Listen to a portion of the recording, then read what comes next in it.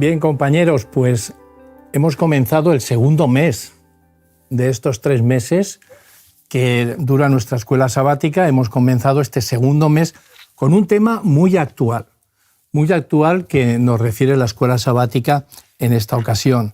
Y la titula así: El extranjero dentro de tus puertas.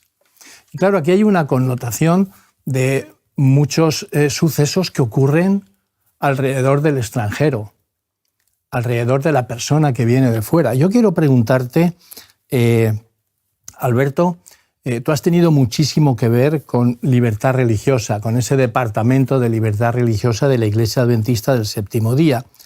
¿Y tú nos podrías explicar qué es esto de los derechos humanos? Hombre, los derechos humanos todos sabemos que son acuerdos de Naciones Unidas que han suscrito prácticamente todos los países del mundo que están allí representados. Otra cosa es cómo se llevan a la práctica el respeto a esos derechos humanos en los distintos países, y descubrimos que hay distintas maneras de aplicar. ¿Por qué? Hay países donde lo que manda es una religión determinada, una política determinada, un tribalismo o nacionalismo determinado que está por encima de los derechos.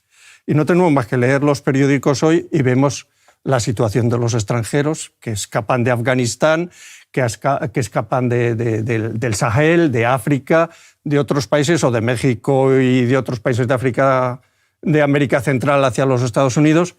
Hay un movimiento de gente que emigra, que son extranjeros a la fuerza. Porque hay una pregunta que todos nos debemos hacer. Si yo estoy en otro país, si voy a otro país, porque me obligan las circunstancias, y hay muchas diferentes, también las económicas, ¿qué sentimiento voy a tener en ese país? Primero, ¿cómo me van a acoger? ¿Cómo me van a recibir? ¿Cómo me van a mirar? ¿Cómo me van a valorar? ¿Cómo me van a dar un trabajo o no? ¿O qué salario me van a pagar en función de que, claro, como no tengo papeles, pues me van a explotar? Y eso ha ocurrido siempre, ocurre, y desgraciadamente seguirá ocurriendo hasta que Cristo vuelva. El ser humano explota a los más débiles.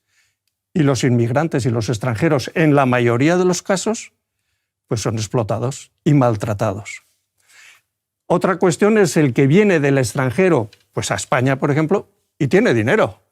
Eso no pasa nada. Claro. Ninguna discriminación. Si tiene dinero, abre su cuenta en el banco, compra su casa. Aquí hace algunos años se decía que si invertías por 500.000 euros en una propiedad, en patrimonio inmobiliario en España, tenía los papeles. Y ya estaba. Bueno, quiere decir que discriminaciones las hacemos permanentemente por muchos derechos humanos que estén escritos, porque sencillamente no se practican, no se respetan. La verdad es que es interesante escuchar todas estas cosas que dices, porque estamos en un lugar, en España, donde todos hemos pastoreado iglesias con muchísimos hermanos que han venido de otros países. Y bueno, tú como presidente que fuiste de la Iglesia Adventista, yo recuerdo que nos decías a todos la cantidad de extranjeros que tenía la Iglesia Adventista y que gracias a ellos estaba bien sostenida. Uh-huh. Tanto rumanos como sudamericanos, había muchísima gente. La Iglesia Adventista, bueno, pues abrió los brazos para que vinieran y fueran acogidos. Pero lo interesante es que esto ya estaba escrito hace 3.600 años. O sea, esto ha estado siempre en los genes del ser humano. Y entonces, Antonio, tú comentabas anteriormente que te sorprendías de la cantidad de veces que Jesús nombraba y hacía referencia al libro de Deuteronomio. Aquí también nos habla de un mandamiento de amar a ese prójimo. ¿Nos puedes hablar un poquito sobre este tema?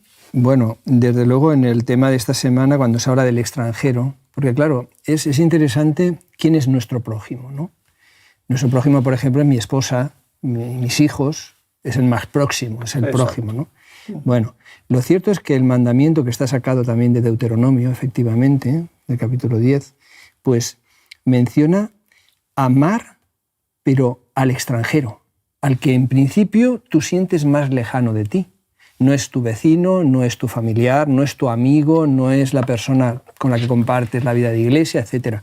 Les está diciendo, tienes que amar al extranjero. Y además pone el argumento, ¿verdad?, de que han sido extranjeros en Egipto. Claro, yo cuando leo ese texto digo, ¿y si no hubiesen sido extranjeros? ¿Y si no hubiesen sido cautivos? Igualmente tendría que ser el mandamiento y Dios lo habría hecho. Pero les aplica la didáctica para que entiendan lo que es ser extranjero en un lugar. Y evidentemente por lo que estamos diciendo, ¿no? O sea, hoy en día hay un movimiento de personas en el mundo, a veces por temas políticos, por guerras, etcétera, otras veces por otras cuestiones económicas, del tipo que sean. Y qué importante que la palabra de Dios nos lleve a ese sentimiento. Tenéis que amar al extranjero. Tenéis que amar a todas las personas, por más que sintáis que son diferentes a vosotros culturalmente, por ejemplo, ¿no? Es un aspecto realmente entiendo que muy importante y en el que se hace un énfasis muy grande en el libro de Deuteronomio y en toda la Biblia, ¿verdad? Por eso insiste el Señor en este libro de Deuteronomio. Vamos a leer el capítulo 10, versículo 16, donde dice: circuncidad pues el prepucio de vuestro corazón y no endurezcáis más vuestra cerviz. De manera que Dios tenía con su pueblo una señal, y esa señal era la circuncisión de su prepucio. Pero Él quería tener una señal no externa, sino interna, la circuncisión del corazón. ¿Estaba preparando, Alberto, Dios a este pueblo para que ese amor que Dios mostraba con todo su pueblo lo mostráramos también con nuestros extranjeros, con la gente que venía de fuera? Bueno, hace una semana estuvimos recordando las palabras de Jesús que vienen de Deuteronomio, también de Deuteronomio 6, de amar a tu prójimo como a ti mismo, la respuesta al joven rico por parte de Jesús. Y dice que este segundo mandamiento de amar al prójimo como a uno mismo es semejante. Y os decía que hay el término que se traduce por semejante en el original es homoios, que significa igual, lo mismo. Un homónimo es el mismo nombre, ¿no? Sí. Bueno, pues todas las palabras que empiezan por homo, que no se refieren a hombre, son igual en griego. Y si es igual, es que además yo puedo decir que amo a Dios. Es fácil decir que amo a Dios porque sé que me ama, pero ¿cómo demuestro yo con mis hechos que amo a Dios? Solo amando a mis prójimos, es la única evidencia posible. Es a través de mis prójimos que yo respondo al amor de Dios. No hay otra fórmula, porque entre hablar y hacer hay una gran diferencia. Como decía aquel refrán de la Iglesia Católica, que no es lo mismo predicar que dar trigo. Pues esas cosas las hacemos de vez en cuando. Predicamos, hablamos, escribimos, decimos, pero dar trigo es otra historia. Y con los extranjeros, pues hombre, hay extranjeros y extranjeros. ¿Qué nos cae mejor? Una reflexión muy superficial. ¿Los que vienen del centro y norte de Europa con dinero para gastar en España o los que vienen en pateras del norte de África? Porque unos nos dan problemas y los otros nos traen dinero. ¿Y de qué habla la televisión casi todos los días? Pues de esos dos temas. El número de turistas que necesitamos en España para que la economía vaya bien y el número de refugiados, de extranjeros que seremos capaces de aceptar. Perdonad la expresión, pero tiene narices la cosa. Aquí nos enorgullecemos de haber tenido más de 80 millones de turistas en el año 2019, pero por unos miles de ilegales, si es que hay seres humanos ilegales, sin papeles, pues tenemos que hacer no sé cuántas comisiones, no sé cuántos tratados y no somos capaces de encontrar una buena solución. Pues efectivamente. Realmente la palabra de Dios nos confronta, ¿verdad? O sea, nos pone ante la realidad y nuestra realidad, ¿no? Y cuando dice en Primera de Juan Dice, pues el que no ama a su hermano a quien ha visto, ¿cómo puede amar a Dios a quien no ha visto? ¿No? Y efectivamente, el Señor al final apela a nuestro corazón, apela a nuestra sinceridad, apela a nuestra autenticidad, ¿eh? Porque efectivamente lo que decías, Alberto, muchas veces ahí hay un punto de hipocresía social, que podemos hacerla personal incluso, y realmente Dios nos está llamando a amar al extranjero. Y hemos de tener en cuenta que desde luego en Israel había muchos extranjeros. En tiempos de Salomón, en tiempos de David, cuando se hace el censo, había más de 150.000 extranjeros. En 2 Crónicas 2 lo menciona.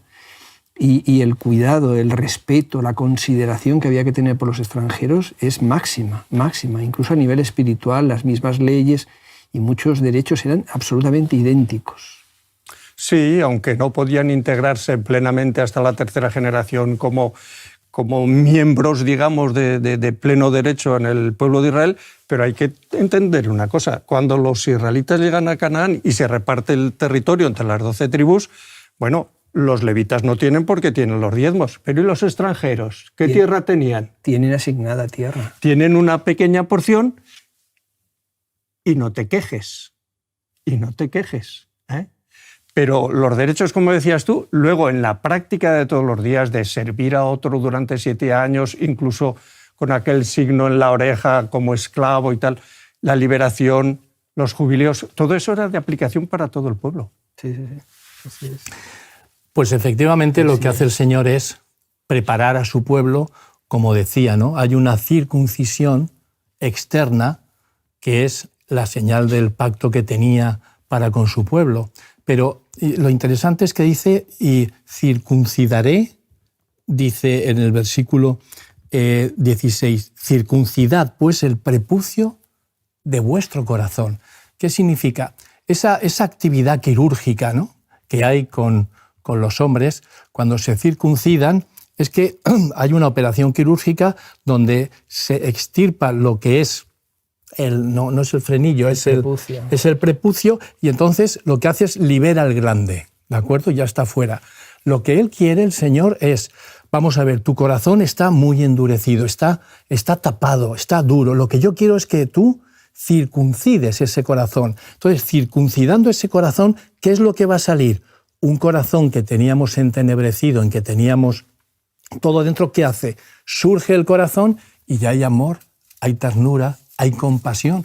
Por eso el Señor dice, yo lo que quiero es que esa circuncisión externa sea de tu corazón, no sea de tu prepucio. Yo creo que hay algunas cosas que pienso que es muy importante, ¿no?, que la palabra de Dios nos aporta.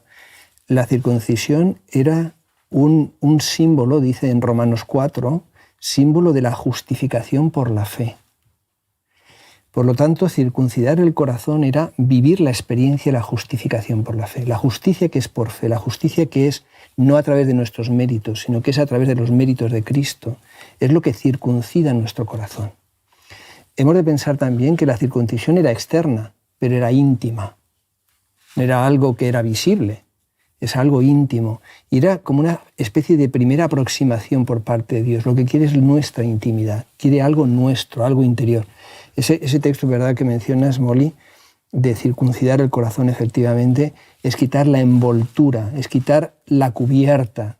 De hecho, hay un texto también en Isaías, que cuando venga el Señor quitará la cubierta que cubre todas las naciones. O sea, es descubrir el interior, ¿no?, a cara descubierta, como dice el texto bíblico de Pablo también. Qué cosas más interesantes son las que trae consigo el estudio de este libro, ¿eh? Sí. En Salmos, capítulo 24, versículo 1, dice, de Jehová es la tierra y su plenitud, el mundo y los que en él habitan. O sea, que de él es el conjunto de todos los seres humanos que estamos aquí en esta tierra. Es por ello que el Señor no hace acepción de personas, no se fija en el color de la piel, ni en la etnia a la que perteneces, sino que hace que tengamos una visión especial sobre estas personas, sobre el extranjero. Y hay extranjeros, hay huérfanos y también hay viudas, pero aquí está haciendo hincapié en el extranjero. ¿Qué tienen de común estas tres clases de personas? Sí, es curioso porque esos tres grupos humanos, ¿verdad?, los menciona de una forma reiterada, ¿no?, en distintos textos de la Biblia. Y parece que lo que pueden tener en común es la soledad, ¿no? La soledad del extranjero que va a un lugar donde es desconocido, donde no tiene sus raíces, donde no conoce a las personas. Tiene que aprender la lengua. Tiene que aprender la lengua. O sea, los patrones de conducta y muchas cosas son distintas, ¿no?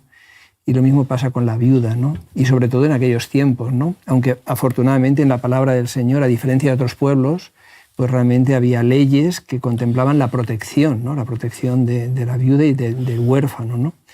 Pero sí está esa soledad, ¿no?, esa necesidad especial, que en el Nuevo Testamento también se menciona, ¿eh? Y lo que nos hace es pensar en todo momento que tenemos que salir de nosotros mismos y preocuparnos por los más débiles, ¿no?, por los necesitados.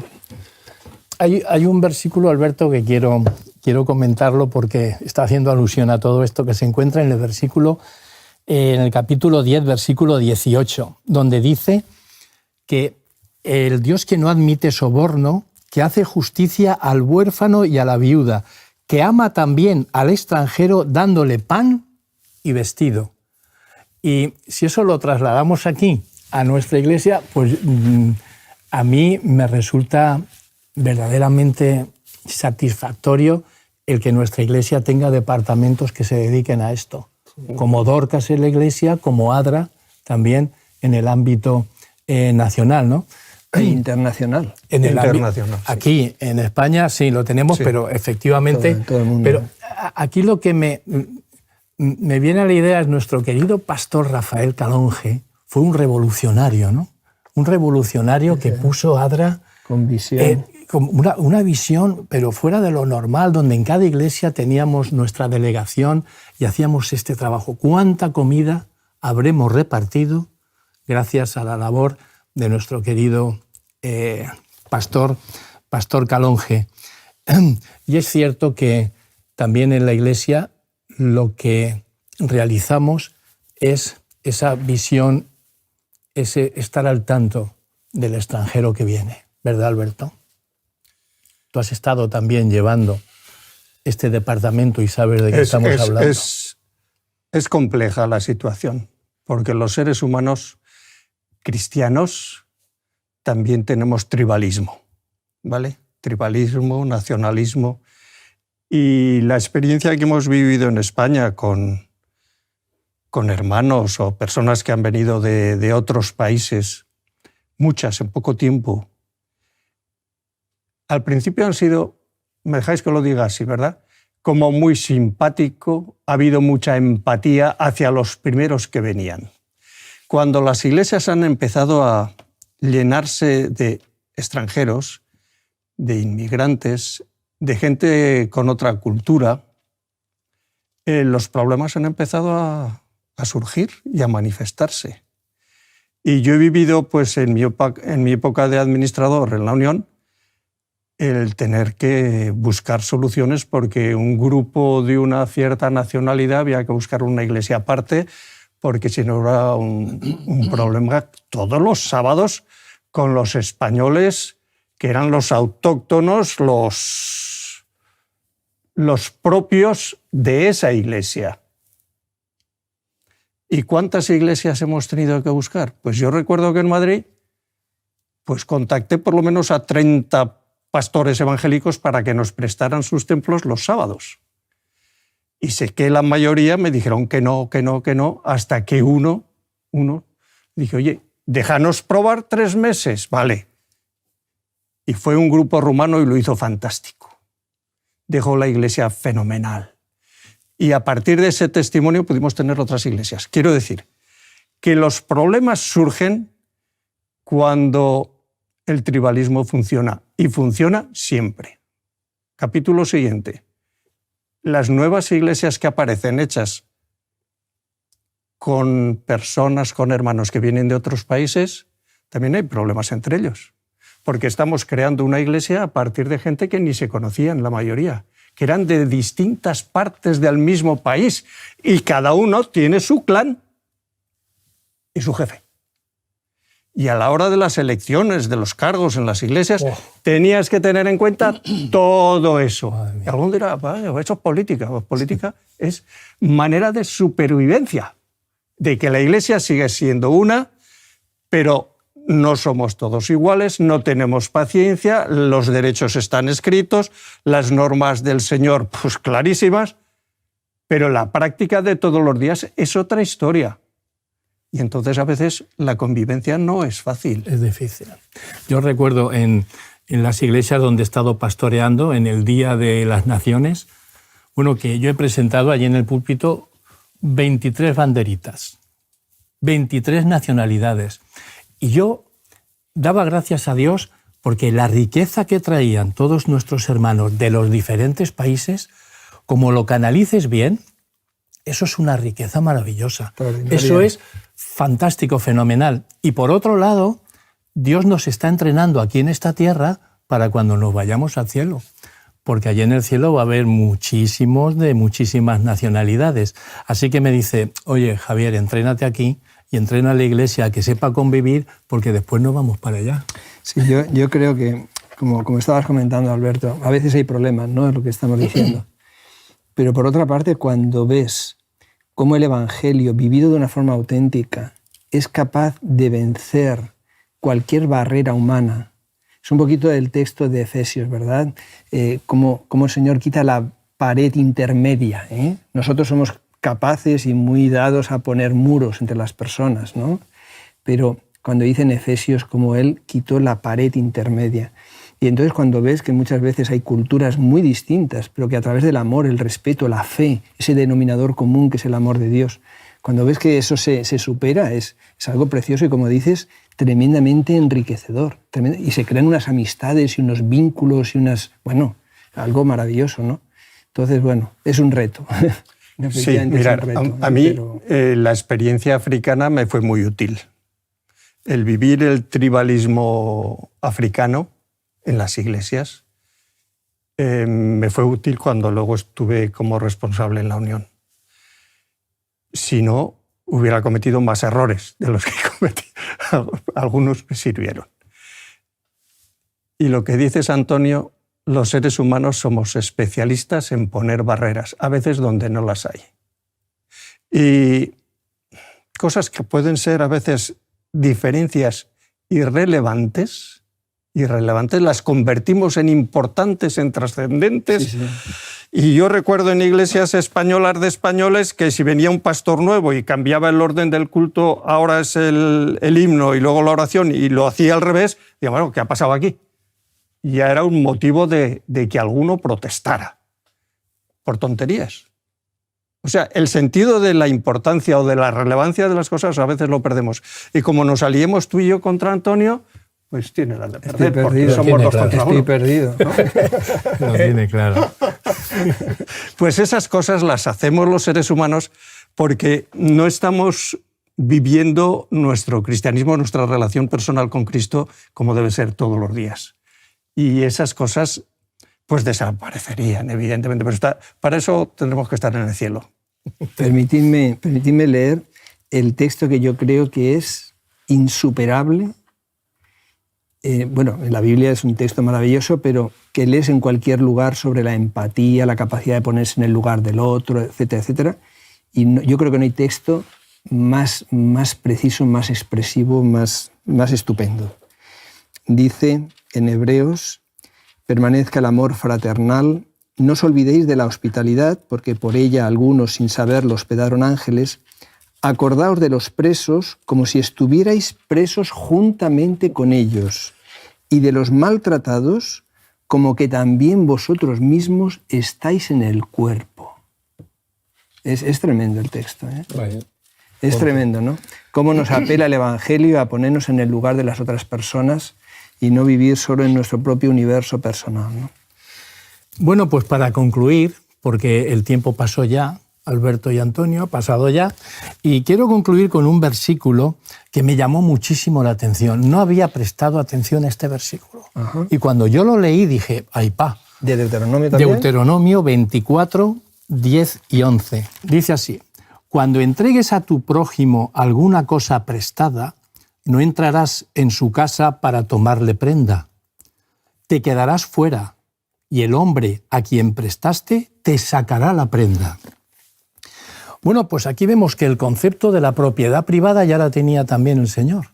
Tú le podías prestar a alguien, le podías dar la manta, le podías dar la cama, pero no te daba derecho, cuando ya había acabado el plazo, no te daba derecho a entrar y sacarla. No, te quedas fuera, porque esa es su casa. Pero si es un extranjero, pero si es gente de fuera, ¿cómo que no? No. Quédate fuera y él la sacará. Luego, ponía también límites a ese hogar que tenía ese extranjero. Y me llamó muchísimo la atención porque fui descubriendo poco a poco las cosas tan fantásticas que decía el libro de Deuteronomio. Y estudiando la Biblia con un magistrado del Tribunal Supremo, él también se daba cuenta de todas estas cosas que se encontraban en la palabra de Dios y me decía, yo no sabía que esto era tan antiguo. Digo, pues hay leyes ahí que dices, parece que sean de ahora mismo. Es que son tan actuales que hasta el propio magistrado del Tribunal Supremo me decía, esto lo tendríamos también que dar nosotros, porque es algo que es tan real que a mí mismo también me embarga, ¿no? La idea de saber que lo teníamos en casa y no habíamos accedido a él. Hay un aspecto, desde luego, en ese texto que es un texto fantástico, ¿no? De respeto a la dignidad de la persona.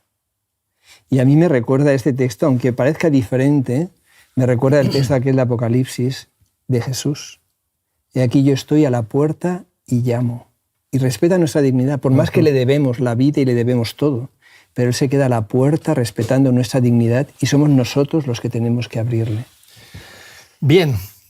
Bueno, queridos colegas, compañeros, Antonio, Alberto, ha sido un privilegio estar también con vosotros en esta lección, pero... Se acabó ya. Y la semana que viene estamos aquí de nuevo para estudiar la escuela sabática, que es una joya lo que estamos descubriendo. Sin duda. Algo perfecto, algo bonito y agradable para nuestros ojos. Así que vaya bien vuestra semana, saludad a vuestras familias y nos vemos el próximo día para estudiar la palabra de Dios. Muchas gracias, igualmente. Muy bien, hasta entonces. Te invitamos a tener una experiencia más allá del sábado, convirtiendo tu unidad de acción en una iglesia hogar en donde la Biblia, la oración intercesora, la fraternidad y la testificación sean vuestro estilo de vida. Así experimentaremos un poder renovador en la Iglesia y en el cumplimiento de la misión. Suscríbete a nuestro canal de Hope Media para no perderte ninguna escuela sabática viva. Que Dios te bendiga.